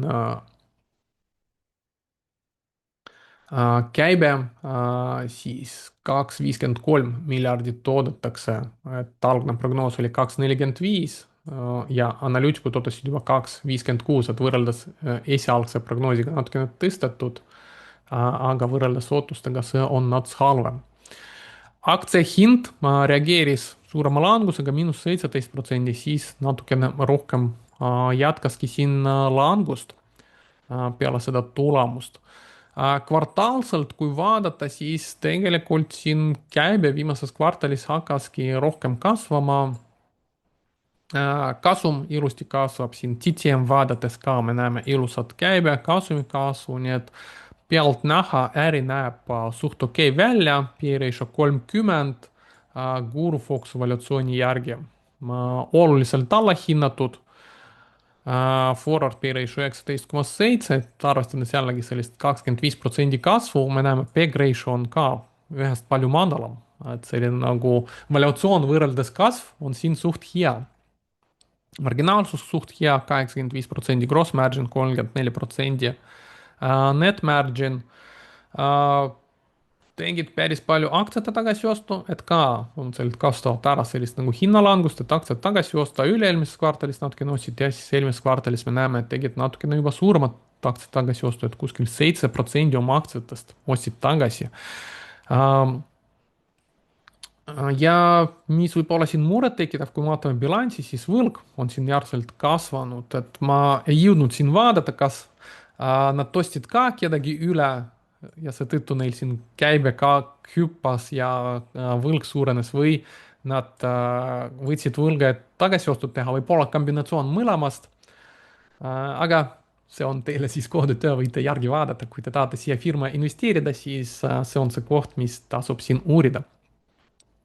Vaatasin kiiresti ka, mis sellist nagu fondihaldurid arvavad sellest langusest ja ma näha, et viimast 3 kvartalit, kui nad on raporteerinud oma ostud-müügid, siis enamik ikkagi on ostnud. Ja siin suur ost oli sellise nagu esimese languslainega, nüüd on tulnud selline teine languslaine, sellega siin natukene vähem ostetud. Varsti meil peaks tulema info, mida siis fondihaldurid tegid järgmises kvartalis, siis siin võiks vaadata, kas nende ostuhuvi siin on säilinud, kuna aktsia hind on nüüd veelgi paremal tasemel.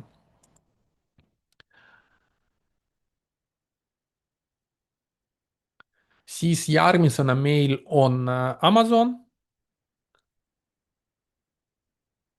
ja Amazon raporteeris siis ka päris hea kasumi, $5.75 aktsia kohta. Ja see oli palju parem kui 1,91, mis analüütikud ootasid ja ka seetõttu, et siin ühekordne kasum Anthropico valuatsiooni muutusest. Muidu käibe oli parem kui analüütikud ootasid, jõudes 200 miljardini juba ja ka Amazonil kõige suurema kasvu näitab just pilveteenus AWS, et siin ta on kasvanud 37%. et kiireim kasv kirjutatakse alates 4. kvartalist 2021. Kvartaalselt, kui me vaatame, Amazonil käibe kasvab, kasum siin ka ühekordse kasumi tõttu me näeme kasumi kiirenemist, TTM, ilus kasv käibes, kasumis ja aktsiahind ka reageeris positiivselt, +15%, järgmistel päevadel ka siin natukene veel juurde lisanud seda tõusu. Valuatsiooni poolest P-ratio 21, tulevane peaks ka natukene halvem tulema just tänu selle, et kui võtta seda erakorralist P-ratio't, siis praegune P-ratio tegelikult on suurem. Gross margin on 50, profit 17 ka, selline nagu rekordiline profit margin, kohe vaatame seda graafikut. Vaadates valuatsiooni juba natukene ülehinnatuks on muutunud. Ja kui vaatame siin lisagraafikud, Amazoni free cash flow, no Amazonil me näeme, et siin tegelikult aeg-ajalt tal on ka varem juhtunud negatiivne free cash flow ja siis 2 viimast kvartalit ka saime negatiivset free cash flow'i. Siin graafik ka, mis näitab meil sellist nagu LTM, see on sama põhimõtteliselt, mis TTM. Teate, mis on erinevus LTM ja TTM vahel? Annan teile 2 sekundit, et mõelda sellele ja vastus on selles, et tegelikult see on üks ja sama asi, et lihtsalt see on last 12 months ja siin on trailing 12 months, mis sisuliselt on üks ja sama asi, lihtsalt teisisõnu öeldud. Ja siin me näeme, et siis selle mõõdiku järgi free cash flow tegelikult oli Amazonil positiivne ja nüüd see kvartal läks ka negatiivseks. Ja aktsiate tagasiostu Amazon pole kunagi teinud, et vaikselt lahjendab ja muidugi, kust võtavad raha, kui rahavoog on negatiivne, et investeeringut teha, et siis võlg, me näeme, siin suureneb ja vaba raha bilansil hakkas vähenema. et seetõttu me nägime ka, et nende CDS, credit default swap hakkas ka tõusma. Profit margin rekordiline, nagu oli mainitud, me näeme, et marginaalsus, puhas marginaalsus neil paraneb, käibekasv natukene aeglustus võrreldes eelmise kvartaliga, me näeme, ja muidugi alates 2021 neil on nüüd kasumi kasv või käibekasv palju madalam kui keskmiselt oli siis enne seda perioodi. Aga noh, arvestades Amazoni suurust endiselt päris võimsad näitajad ikkagi. Kasumlikkus, kõige kasumlikum neil on endiselt AWS, siin ka, kas see on siis rekordi lähedal kasumlikkus, et ma näen, et siin ainult siin üks kvartal, 2025 esimene kvartal oli nats parem marginaalsus kui praegu. et ka rekord kõrge marginaalsuse juures. Põhja-Ameerika segment näitab endist head marginaalsust ja rahvusvaheline natuke kõige väiksema marginaalsusega hetkel, aga see on ka nüüd muutunud positiivseks marginaalsus. Me näeme, et pikemat aega just see rahvusvaheline äri Amazonil oli miinuses. et nüüd kõik segmentid põhimõtteliselt siis juba alates 2024 teisest kvartalist plussis. Järgmisena vaatama sellist nagu huvitavat ettevõtet nagu Dexcom, et seda ettevõtet mulle tutvustanud mu õde, ta kasutas selle firma nende glükoosimoniitorid, et võib-olla olete ka seda kasutanud, et klebid endale juurde ja siis näed, kuidas sul suhkrutase hakkab muutuma, et saad läbi äppi seda jälgida, et on olemas mitu firmat, mis seda pakuvad ja üks nendest on siis Dexcom. et kuna isa kasutas ka seda glükoosimonitori ja siis ma vaatasin fundamentaali üle, tundub olevat suht huvitav, siis tema sai enda investeerimisportfelli seda ka lisatud. mina pole sellesse investeeritud, aga siis teate, et minu perekonnast üks liige on investeerinud. ja tulemused olid okei, käibekasum parem kui analüütikud ootasid, kasum 9 senti parem kui analüütikud ootasid, 70 senti aktsia kohta ja käibe kasvas 13,1%. tõstsid prognoosi ka terveks finantsaastaks ja aktsia hind reageeris positiivselt 12%, järgmistel päevadel ka jätkas natukene kasvu. Kvartaalselt käibe kasvab, kasum kasvab, TTM eriti hästi näha siin, käibekasv, kasumi kasv, P ratio 34, tulevane 27 ja Gurfox evaluatsiooni järgi veidi allahinnatud. oli natukene rohkem allahinnatud, oli parem investeerimisvõimalused just siin õde saigi oma positsiooni võetud. aga jah, hetkel ka veidi allahinnatud. Gurufox, mitte selle marginaalsuse, kui me vaatame, gross margin suht hea 63 ja profit 20, et suht hea marginaalsus. kui me vaatame nende bilanssi, siis me näeme, et siin kvartalis nad vähendasid oma võlga, et nii võlga kui ka vaba raha summa vähenesid, tähendab, et nad siis kasutasid raha, et võlga vähendada ja nüüd on vaba raha rohkem kui võlga. muidugi genereerivad vaba rahavoogu, seda graafikut ma pole siin lisanud, aga neil on ka positiivne rahavoog ikkagi. ja raha suunavad siis aktsiate tagasiostudele ka, et kuna aktsia hind on suht ahvatlev hetkel, siis viimases kvartalis tegid ka siin 2% aktsiatest umbes ostsid tagasi turult. ja viimane tulemus tänaseks meil on Apple'i poolt. Apple raporteeris tulemuse, kus käibe vastas analüütikute ootustele ja kasum oli nats parem. 13 senti parem kui analüütikud ootasid, $2 2 senti tuli. käibe kasvas 16,4% ja kiiremini kasvas siin just Hiina. et vaatame siin regiooniti ka, mul on graafik, kuidas neil on müügid läinud, et 22% hinnas müük on kasvanud. Aktsia hind reageeris negatiivselt, -7% aktsia hind on kukkunud, aga ta on enne kvartaaltulemust juba päris palju tõusnud tegelikult ja see võiks olla lihtsalt korrektsioon tõusva trendi raames hetkel näeb välja. Kvartaalselt siin ka Apple'is neljas kvartal paistab silma, et neljandas kvartalis kõige rohkem iPhone'i ostetakse. et ka natukene selline nagu sesoonnääri võib öelda, suht hea kasum. kui vaadata TTM, me näeme, et siin Apple'il käibe mõnda aega jäi seisma, aga nüüd siin viimastel kvartalitel käibe uuesti hakkas kasvama ja kasum ka selle järgi. Marginaal suht hea, 48 gross, 27 net margin ja P ratio 34 ja tulumine 31. Siin vaadake, PEG ratio on kõrge võrreldes teiste firmadega, ehk põhimõtteliselt selline nagu valuatsioon võrreldes kasvuga on natukene kõrgem. aga Apple põhimõtteliselt selline nagu premium aktsia ja siin on natukene selline nagu premiaalsem hind seetõttu.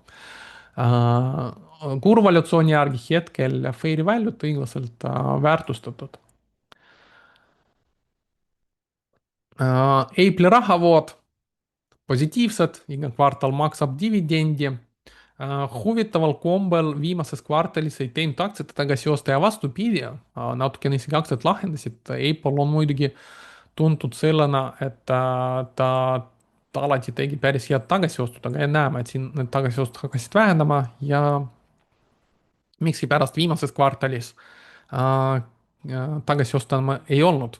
Kui teate põhjust, võite ka kommentaaridest teada, ma pole lugenud veel selle kohta, et justkui panin presentatsiooni, vaatasin seda graafikut ja siis tekkiski selline küsimus huvitav, et miks.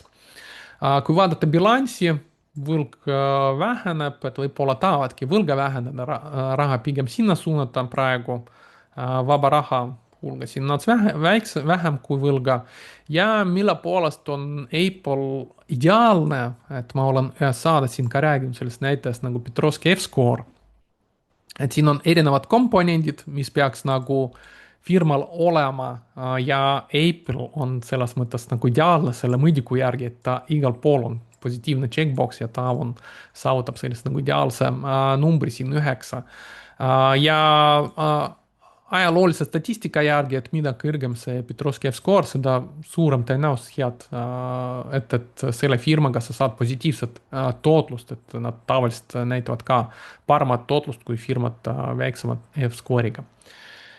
nii et selles mõttes väga kindel investeering endiselt see Apple'i aktsia. kuigi väga suurt tõusu sealt muidugi oodata võib-olla ei tasu, aga noh, kes teab, mis nende järgmine toode tuleb, äkki tuleb järgmine mingi hitt iPhone ja siis hakkavad käibed kasumid rohkem kasvama. kui me vaatame hetkel, mis neil toodet on, kuidas nad kasvavad, siis iPhone'id me näeme, et siin neljandas kvartalis oli just tavaliselt neljandas kvartalis ongi siis kõige suuremad iPhone'ide müügid, et oli rekord viimases neljandas kvartalis ja hetkel tundub, et iPhone'ide müük on küll vaikselt siin tõusvas trendis. teised tooted, Mac, iPad ja siis erinevad kõrvaklapid, käekellad, nutikellad, et nende müük suht nagu stabiilne tundub olevat ja mis neil stabiilselt kasvas on services, mis on miks kasvas, sest viimases kvartalis me nägime, et see jäi seisma. no siin paar korda juba oli selline olukord ja siis ta jätkas edasi tõusu, nii et vaatame, kas see on siin ka ajutine ja ta jätkab edasi tõusu või siin kasvuga on midagi juhtunud. et võib-olla see oli üks koht, mis pani turu muretsema ja miks aktsia hind negatiivselt just reageeris. et vaadata siin toodete lõikes, siin on ka näha, mis toode kasvab, et iPhone 22%, aga näiteks iPad müük isegi kahenenud võrreldes eelmise aastaga. ja siin regiooniti Hiinas, et just nagu ka neljandas kvartalis me nägime väga suurt müügikasvu, et siin 40% lähedal oli ja siis hetkel ta hakkas aeglustuma, 22% oli ikkagi võrreldes teiste regioonidega. Euroopas oli ka sama suur kasv hetkel viimases kvartalis 22%, Jaapanis ja Põhja-Ameerikas nats väiksem. Siin me näemegi siis regiooniti Euroopa ja Hiina kõige suuremad kasvud ja siis teist väiksemad, aga igas regioonis põhimõtteliselt kasv on 10%-st kõrgem. Nii, ja see on siis kõik minu poolt, siin veel lõpetuseks väike reklaam, et kuu aja pärast meil koostöös Äripäeva Akadeemiaga toimub selle aasta viimane aktsiakauplemise meistriklass koolitus 7.–9. septembril. Et kui teil on huvi kauplemise vastu, et tahaksite teada, mis oleks vaja, et teie kauplemine oleks pikas perspektiivis kasumlik, et tegelikult kauplemine ei ole ainult osta ja nupu vajutamine. Seal on tegelikult päris palju protsesse, süsteeme peaks taga olema, et see oleks just pikaajalises perspektiivis kasumlik, et lühiajaliselt igaüks saab aktsiaturul teenida juhuslikult, me teame, hind võib minna ainult üles-allapoole ja kui sa ostad aktsia juhuslikult, mis hakkab kasvama, siis võid juhuslikult teenida, aga pikas perspektiivis just, et järjekordselt teha sellised nagu tehingud, et sul lõppkokkuvõttes kapital kogu aeg ikkagi kasvaks, et selleks ikkagi on vaja süsteemi, õiged protsessid paika panna endale, et sellest kõigest ma just räägingi sellel koolitusel, kuidas üles ehitada kasumlikku kauplemissüsteemi ja siis protsessid seda toetaks, mis aitaks teile areneda kauplejaks, heaks kauplejaks ja nii edasi. nii et kui on huvi, lingi nagu ikka ma jätan selle video all, võite lugeda ja vaadata, kas tahate sellele koolitusele tulla. tegelikult investoritele ma siin viimasel ajal hakkasin mõtlema, et see ka sobib, sest viimasel koolitusel oli ka üks inimene, tervitused teile, kes tuli ja ütles, et ta pigem on rohkem investor, et ei hakka kauplema, aga ka tema andis tagasisidet, et tema jaoks oli väga kasulik see koolitus, et hakkab nüüd ka investeerimisest natukene teise nurga alt mõtlema ja mõned protsessid, mis ma seal tõin välja, et on tegelikult saab kasutada ka investeerimise jaoks. Vot nii, et kui on huvi, siis lugege selle koolituse kohta rohkem siis selle lingiga, mis on video all ja kohtume siis sel koolitusel. nii, minu poolt siis kõik, loodetavasti teile see järjekordne saade meeldis. Ja kohtume siis järgmises videos. Soovin teile ilusat päeva jätku ja kõike head.